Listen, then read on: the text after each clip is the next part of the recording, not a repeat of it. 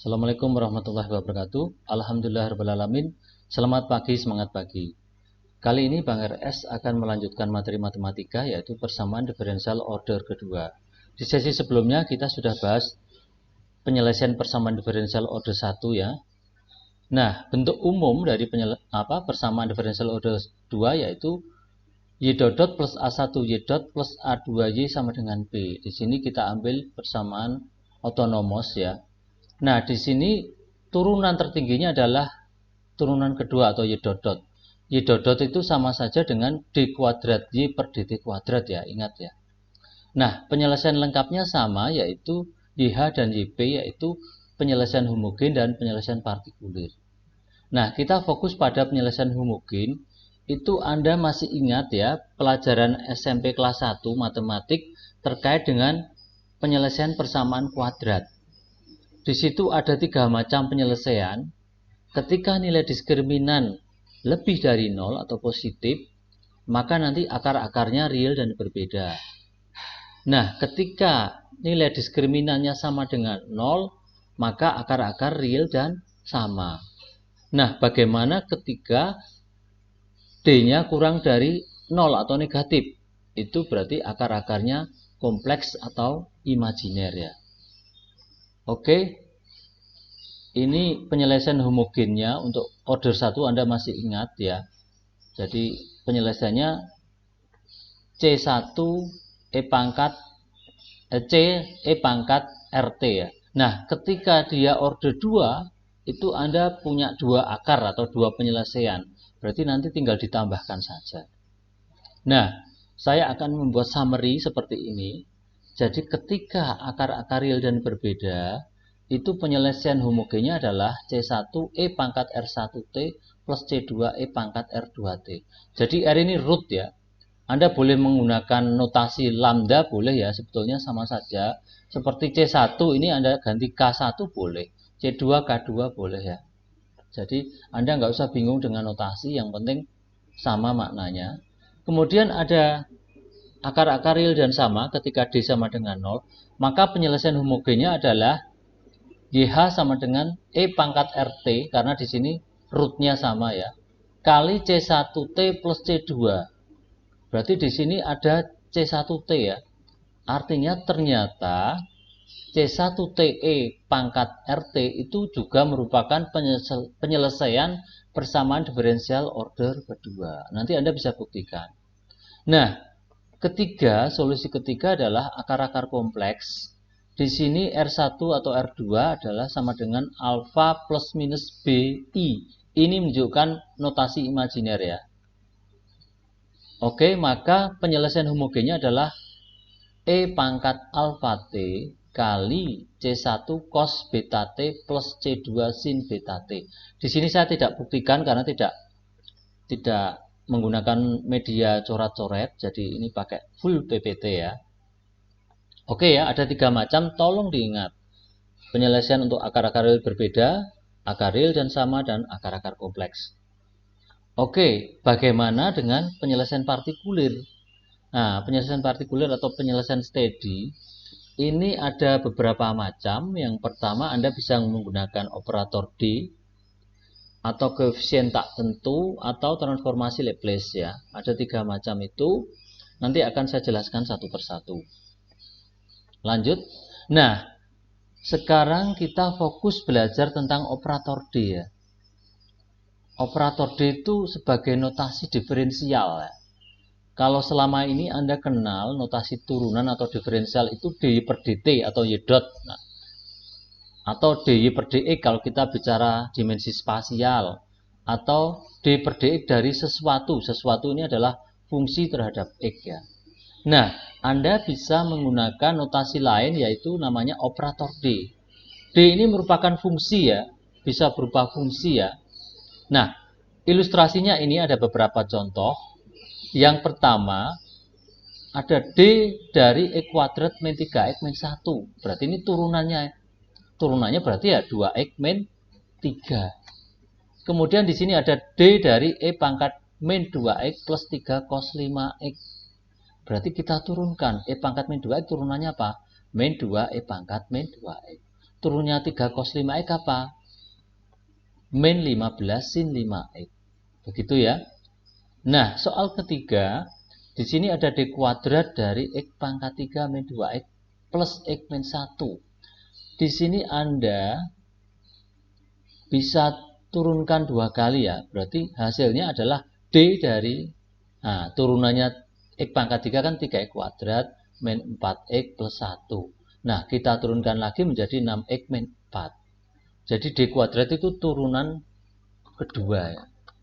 Kemudian di sini ada fungsi D kuadrat min 3D plus 4. Berarti ini operator D-nya berbentuk fungsi dari sin 3X. Jadi yang kita aplikasikan terhadap fungsi sin 3X. Jadi ini mirip-mirip apa ya, belajar tajwid atau apa ya. Di sini sama dengan, nah, D kuadratnya kita ambil dulu. D kuadrat dari sin 3X ya, dikurangi 3D ya, per suku ya. Dari sin 3X plus 4 kali sin 3X. Anda tahu turunan kedua dari sin 3X adalah min 9 sin 3X. Turunan pertamanya apa? 3 cos 3X kali min 3. Jadi min 9 cos 3X. Ditambah 4 kali sin 3X. Sehingga menjadi min 5 sin 3X min 9 cos 3X. Demikian juga ketika saya punya fungsi D, bentuknya seperti ini. D plus 2 kuadrat. Berarti di sini kita urai dulu. Jadinya D kuadrat plus 4D plus 4 dari 4X min 1. Nah, sekarang kalau kita implementasikan pada 4X ya, turunan kedua 4X apa? 0. Turunan pertama 4X apa? 4. 4 kali 4, 16. Kemudian ditambah 4 kali 4X, jadinya 16X. Kemudian kita implementasikan pada min 1 ya. Turunan kedua dari konstanta apa? 0. Turunan pertamanya juga 0. Nah, 4 kali min 1 jadi min 4 ya. Sehingga kalau kita sederhanakan menjadi 16x plus 12. Dan soal yang lain ya. Berikutnya kita masuk operator seperti atau integral. Kalau tadi kita bicara tentang turunan atau diferensial, sekarang integral. Ini notasinya seperti ya. Ilustrasinya ini yang pertama. Ketika saya punya seperti dari 2x min 1, ini berarti integral ya, integral 2x min 1 sama dengan x kuadrat min x. Saya punya seperti dari e pangkat min 4x plus 3 cos 2x, ini berarti integral ya, hasilnya min seperempat e pangkat min 4x plus 3 per 2 sin 2x. Nah, di soal nomor 3 ini seperti kuadrat, ini berarti saya integralkan lagi. Dari contoh ini integralnya 2x min 1 kan x kuadrat min x. Kemudian kita integralkan lagi menjadi sepertiga x pangkat 3 min setengah x kuadrat. Begitu ya. Nah, di soal nomor 4, 5, 6 ini Anda menjumpai bentuk seperti plus 3. Jadi di sini tidak hanya seperti kuadrat atau seperti pangkat 4, tapi ada plusnya. Bagaimana untuk persoalan 4 sampai 6 ini? Nanti akan saya jelaskan 3 teorema. Jadi karena soal ini kita harus selesaikan dengan teorema. Nomor 7 ini fungsi D seperti plus 3 bertemu dengan fungsi polinomial. Nah, karena fungsi polinomial Anda gunakan deret ya. Kemarin saya sudah menjelaskan tentang deret binomial. Nah, itu yang Anda gunakan. Oke, paham ya? Saya beranjak ke teorema 1 sekarang. Fokus di teorema 1.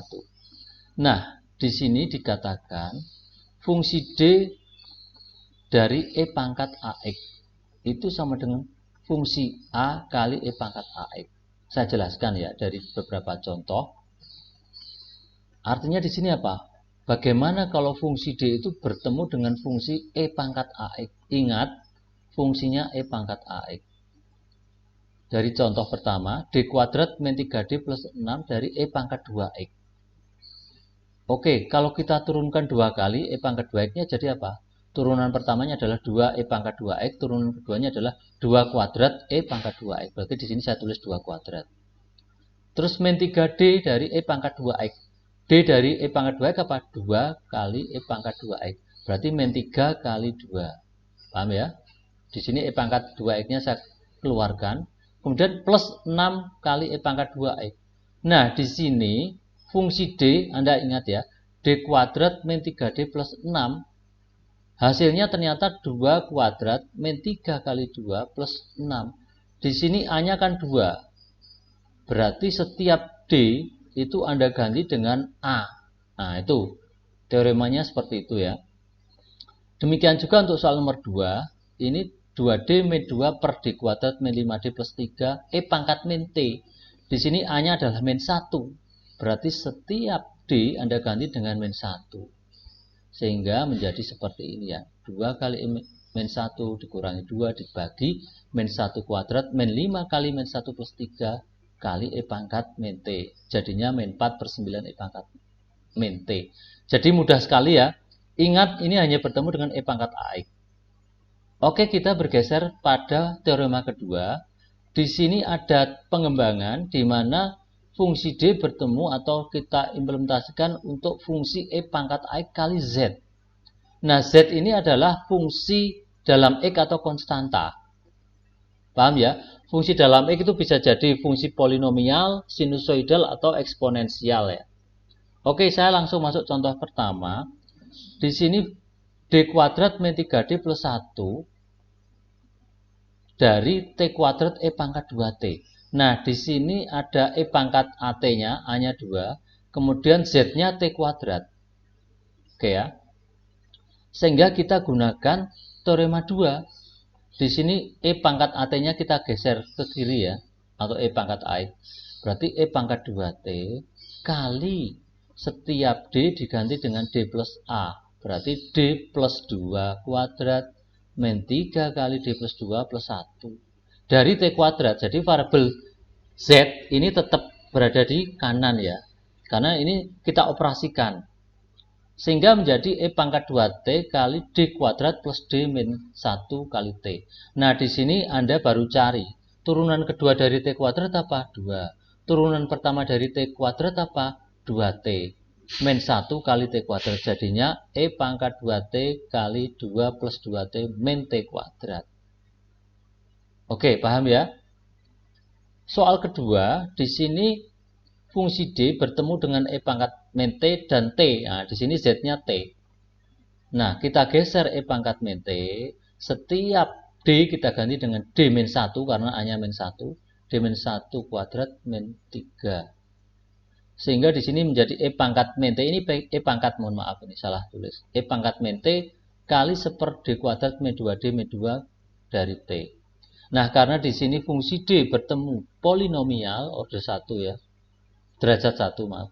Di sini Anda harus gunakan deret. Jadi setiap fungsi D bertemu dengan polinomial, Anda gunakan deret binomial. Oke, kita sudah belajar 3 teorema. Teorema yang terakhir itu ini. Ketika fungsi D kuadrat, jadi di sini D kuadrat, bertemu atau kita gunakan untuk fungsi sinusoidal cos AX atau sin AX, maka menjadi seperti ini. D kuadratnya menjadi min dari A kuadrat cos AX atau min dari A kuadrat sin AX. Contoh misalkan D kuadrat min 5D sin 2T.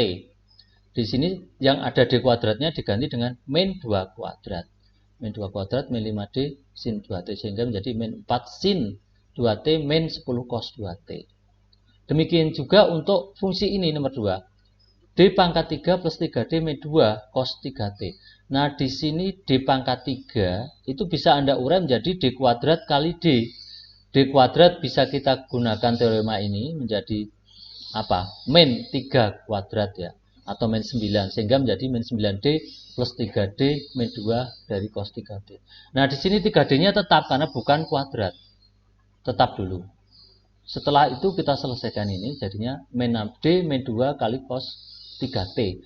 Nah, min 6D turunan pertama dari cos 3T adalah apa? Min 3 sin 3T kali min 6. Berarti 18 sin 3T dikurangi 2 kali cos 3T. Begitu ya. Nah, contoh ketiga ini agak berbeda. Ketika kita punya fungsi seperti D min 3 dari sin 5T, karena di sini penyebutnya D min 3, kita ubah penyebut ini menjadi bentuk D kuadrat. Berarti satu-satunya jalan kita kalikan sekawannya dari penyebut ya. D-3 sekawannya D plus 3. Berarti penyebut dan pembilangnya kita kalikan dengan D plus 3. Sehingga menjadi D plus 3 dibagi D kuadrat min 9 dari sin 5T. Nah, karena D kuadrat kita ganti pakai teorema 3 menjadi min 5 kuadrat atau min 25. Kemudian dikurangi 9 jadi min 34. Sehingga menjadi 1/min 34 kali turunan sin 5T apa? 5 cos 5T ditambah 3 sin 5T. Sehingga menjadi 1/min 34 kali 5 cos 5T plus 3 sin 3T. Demikian juga kalau saya punya soal keempat, di sini 1/d pangkat 3 min 5d kuadrat plus 2d min 1 cos 2t. Nah, di sini ada d pangkat 3, ini Anda urai menjadi d kuadrat kali d. Begitu ya. Yang mengandung d kuadrat kita gunakan teorema 3 menjadi min 4 ya. Dan seterusnya sehingga ketemu ini. Oke ya, mudah sekali ya. Ini beberapa contoh lain. Jadi ketika kita menyelesaikan persamaan diferensial order 2, di situ ada penyelesaian homogen dan partikulir. Nah, untuk penyelesaian homogen ada 3 solusi. Ini saya buat review summary dari sesi ini. Ada 3 penyelesaian untuk D lebih dari 0, D sama dengan 0, dan D kurang dari 0. D lebih dari 0 adalah apa? Tadi C1E pangkat R1T plus C2E pangkat R2T.